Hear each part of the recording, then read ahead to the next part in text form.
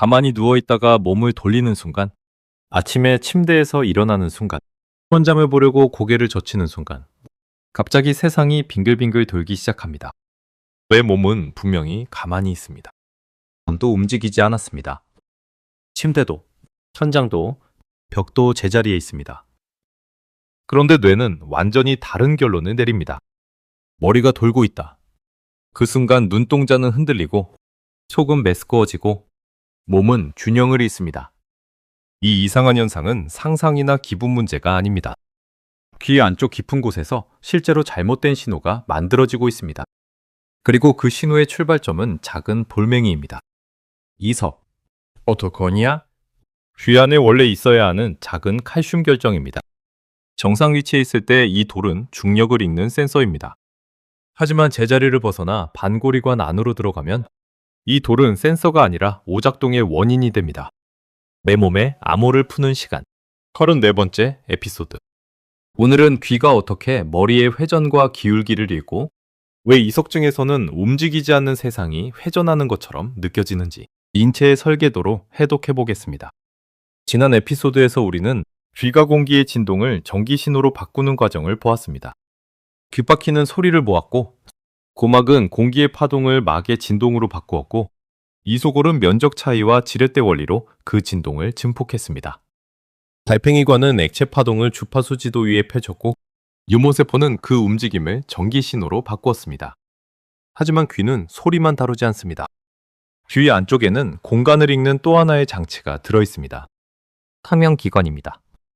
탐형기관은 우리가 서 있는지, 기울었는지, 회전하는지, 앞으로 움직이는지 뇌에 알려주는 감각장치입니다. 이 장치가 없다면 우리는 눈을 감는 순간 공간 속 내 몸의 방향을 잃어버릴 것입니다. 걸을 때마다 시야는 흔들리고 머리를 조금만 돌려도 몸은 중심을 잃을 것입니다. 혐형감각은 단순히 넘어지지 않는 능력이 아닙니다. 그것은 내 몸이 공간 속 어디에 있는지 매 순간 업데이트하는 생체 좌표계입니다. 이 좌표계의 가장 깊은 곳에 귀가 있습니다. 뇌 안에는 두 종류의 평형 센서가 있습니다.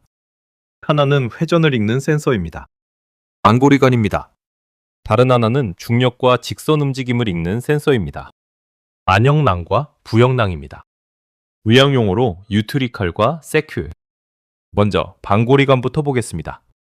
달팽이관 옆에는 세 개의 고리 모양 관이 놓여 있습니다. 앞반고리관, 뒤반고리관, 가쪽 반고리관. 이 세 관은 서로 거의 직각을 이루며 배치되어 있습니다. 왜 세 개일까요? 머리는 한 방향으로만 움직이지 않기 때문입니다. 고개를 끄덕일 수 있습니다. 좌우로 돌릴 수 있습니다. 옆으로 기울일 수 있습니다. 우리가 사는 공간은 3차원입니다. 그래서 인체는 세 방향의 회전을 감지하기 위해 세 개의 고리형 센서를 배치했습니다. 이것은 머리뼈 속에 들어있는 삼축 자이로스코프입니다. 반고리관 안에는 림프액이 들어있습니다. 머리를 돌리면 뼈와 관은 머리와 함께 움직입니다.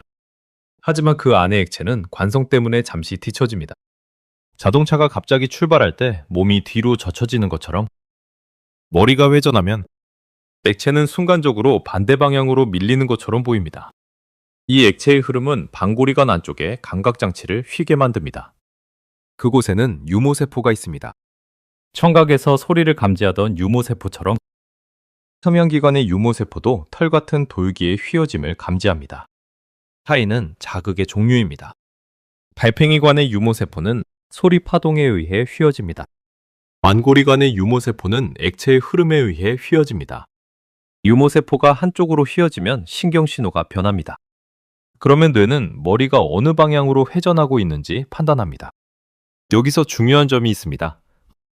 반고리관은 머리의 위치 자체를 읽는 장치가 아닙니다.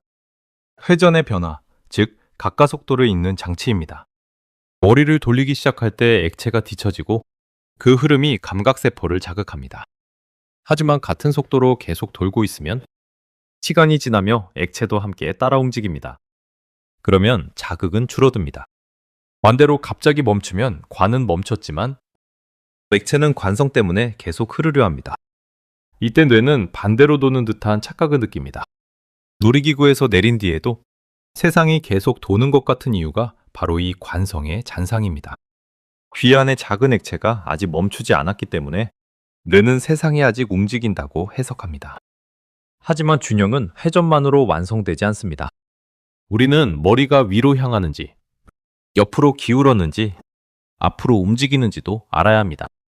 이 정보는 방고리관이 아니라 난영낭과 부영낭이 담당합니다. 난영낭과 구영낭 안에는 젤리 같은 막이 있습니다. 그리고 그 위에는 아주 작은 결정들이 얹혀 있습니다. 이 결정이 바로 이석입니다. 오토코니아? 말 그대로 귀 안의 작은 돌입니다. 이 돌들은 칼슘 결정으로 이루어져 있고 중력의 영향을 받습니다.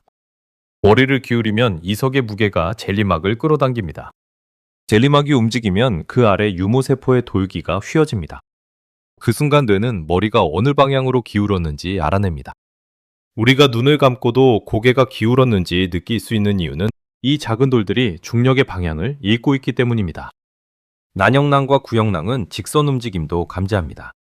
엘리베이터가 올라갈 때 몸이 아래로 눌리는 느낌, 자동차가 출발할 때 몸이 뒤로 밀리는 느낌, 이런 직선 가속도도 이석막과 유모세포의 움직임으로 감지됩니다.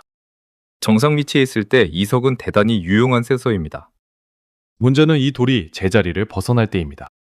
난영낭 위에 얹혀 있어야 할 이석 조각이 떨어져 나와 방고리관 안으로 들어가면 평형기관의 논리가 깨집니다. 방고리관은 원래 액체의 흐름으로 회전을 감지해야 합니다. 그런데 그 안에 작은 돌멩이가 들어가면 머리를 움직일 때마다 돌이 관 안에서 굴러갑니다. 돌이 굴러가면 액체가 비정상적으로 흔들립니다. 액체가 흔들리면 유모세포가 휘어집니다. 그러면 뇌는 실제로는 머리가 크게 돌지 않았는데도 강한 회전 신호를 받습니다. 이것이 이석증의 핵심입니다. 세상이 도는 것이 아닙니다. 귀 안의 작은 돌이 잘못된 회전 신호를 만들어내는 것입니다. 특히 이석증에서 가장 흔히 문제가 되는 곳은 뒤방고리관입니다. Posterior semicircular canal. 왜 하필 뒤방고리관일까요? 난영낭에서 떨어져 나온 돌멩이들은 중력의 법칙을 피할 수 없습니다. 우리가 눕고, 돌아눕고, 고개를 젖히고, 다시 일어나는 동안 이 작은 결정들은 뇌의 미로 안에서 가장 빠지기 쉬운 통로 쪽으로 이동할 수 있습니다. 그 대표적인 함정이 뒤방고리관입니다. 정상적인 뒤방고리관은 머리 회전을 읽는 정밀 센서입니다. 하지만 그 안에 이석이 들어가면 센서 안에 모래가 들어간 것처럼 움직임의 해석이 깨집니다. 아침에 침대에서 일어나는 순간, 고개를 돌리는 순간, 천장을 보려고 머리를 젖히는 순간, 관 안에 있던 이석이 중력 방향으로 움직입니다. 그 움직임은 방고리관 안의 액체를 끌고 갑니다. 액체가 흐르면 감각세포는 회전이 일어난 것처럼 반응합니다. 그러면 뇌는 가만히 있는 방을 회전하는 방으로 오해합니다. 이 회전 신호는 뇌가 쉽게 무시할 수 없습니다. 왜냐하면 평형기관은 생존에 직결되는 센서이기 때문입니다. 인체는 귀에서 머리가 돌고 있다는 신호가 오면 즉시 눈과 목, 몸통, 다리 근육을 조정합니다. 머리가 오른쪽으로 돌면 눈은 반대로 움직여야 합니다. 그래야 시야가 흔들리지 않습니다. 이 반사를 Vestibular Ocular Reflex, 원정 안반사라고 합니다. 덕분에 우리는 걸을 때 머리가 흔들려도 세상을 비교적 안정적으로 볼 수 있습니다. 한번 직접 느껴보면 쉽습니다. 눈앞에 글자를 바라본 채 머리를 좌우로 조금 흔들어도 글자는 어느 정도 고정되어 보입니다. 그 이유는 눈이 머리 움직임의 반대 방향으로 자동 보정되기 때문입니다. 이 자동 보정의 출발점이 전정기관입니다. 하지만 귀가 잘못된 회전 신호를 보내면 눈도 잘못 움직입니다. 그래서 이석증에서는 어지럼만 생기는 것이 아닙니다. 눈동자가 흔들립니다. 이것을 니스테그무스, 안진이라고 합니다. 뇌는 귀에서 온 회전 신호에 맞춰 눈을 움직이려 합니다. 하지만 실제 세상은 움직이지 않습니다. 그래서 눈과 세상, 귀와 뇌의 계산이 서로 어긋납니다. 이 어긋남이 빙글빙글 도는 느낌을 만듭니다. 촉이 메스꺼운 이유도 같은 원리입니다. 뇌는 귀, 눈, 몸의 감각을 서로 비교합니다. 귀는 말합니다. 돌고 있다. 눈은 말합니다. 방은 가만히 있다. 발바닥과 근육은 말합니다. 몸은 침대 위에 있다. 정보가 서로 맞지 않습니다. 뇌는 혼란에 빠집니다. 그 혼란이 어지럼, 식은땀, 매스꺼움으로 이어집니다. 멀미도 비슷한 원리입니다. 차 안에서 책을 읽을 때 눈은 정지된 글자를 보고 있습니다. 하지만 귀는 차의 흔들림과 가속도를 느낍니다. 눈과 귀의 정보가 어긋나면 뇌는 몸의 상태를 잘못 해석하고 속이 울렁거릴 수 있습니다. 즉, 어지럼은 단순한 기분 문제가 아닙니다. 감각 정보들이 서로 충돌할 때 뇌가 만들어내는 공간 해석의 오류입니다. 표면 감각은 귀 혼자 만드는 것이 아닙니다. 균형은 귀, 눈, 목의 고유 수용 감각, 발바닥의 압력 감각, 손해와 뇌간이 함께 만드는 통합 계산입니다. 눈은 세상이 움직이는지 확인합니다. 발바닥은 체중이 어디에 실렸는지 알려줍니다. 목의 근육과 관절은 머리가 몸통에 대해 어느 방향으로 놓였는지 보고합니다. 귀는 머리의 회전, 기울기, 가속도를 알려줍니다. 손해와 뇌간은 이 신호들을 빠르게 비교하고 몸의 자세와 눈의 움직임을 조정합니다. 이 정보들이 서로 맞으면 우리는 안정감을 느낍니다. 하지만 한 센서가 틀린 정보를 보내면 전체 좌표계가 흔들립니다. 이석증은 그 대표적인 예입니다. 귀 안의 작은 돌이 잘못된 위치로 이동하면서 정상적인 회전 센서에 가짜 회전 신호를 만들어내는 병입니다. 여기서 중요한 점이 있습니다. 이석증은 대개 생명을 위협하는 병은 아닙니다. 하지만 느끼는 공포는 매우 큽니다. 왜냐하면 환자는 자신이 움직이지 않았다는 것을 아는데도 세상이 실제로 도는 것처럼 느끼기 때문입니다. 몸의 감각과 눈앞의 세계가 서로 맞지 않는 순간 뇌는 강한 위험 신호를 보냅니다. 그래서 이석증의 어지럼은 단순한 어지러움이 아니라 공간 전체가 무너지는 듯한 경험이 됩니다. 이석증의 원리를 이해하면 치료의 개념도 이해할 수 있습니다. 핵심은 돌을 없애는 것이 아니라 잘못 들어간 돌을 원래 있어야 할 쪽으로 다시 이동시키는 것입니다. 실제 진료에서는 머리와 몸의 방향을 단계적으로 바꾸어 관골이관 안의 이석을 중력 방향을 이용해 이동시키는 해위 치료가 사용됩니다. 즉, 치료의 물리학도 중력입니다. 병을 만든 것도 중력에 따라 굴러간 작은 돌이고 그 돌을 다시 빼내는 것도 중력과 자세 변화입니다.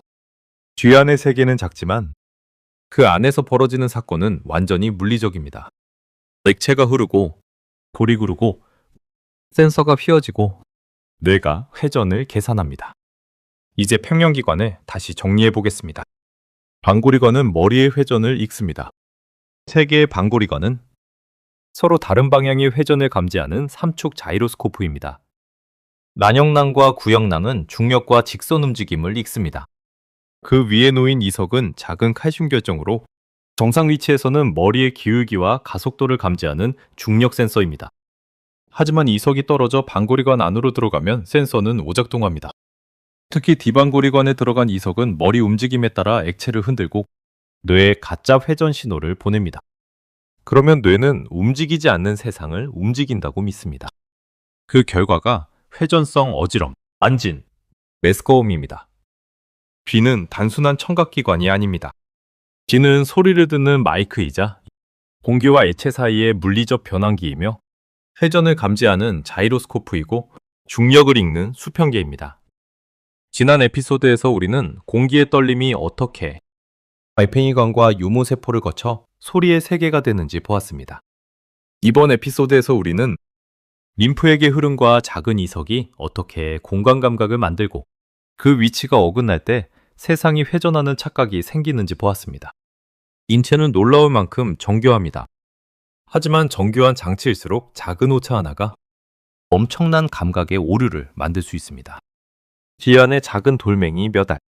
그 조각들이 제자리를 벗어나는 순간 뇌는 움직이지 않는 세상을 움직인다고 믿어버립니다. 이것이 이석증의 해부학입니다. 다음 시간에는 빛도 아니고 진동도 아닌 분자의 세계로 들어갑니다. 공기 중을 떠다니는 냄새 분자와 혀 위에 녹아드는 맛 분자를 인체는 어떻게 감지할까요? 후각과 미각. 가장 원초적인 화학 센서의 설계도를 해독해 보겠습니다. 인체 설계도였습니다.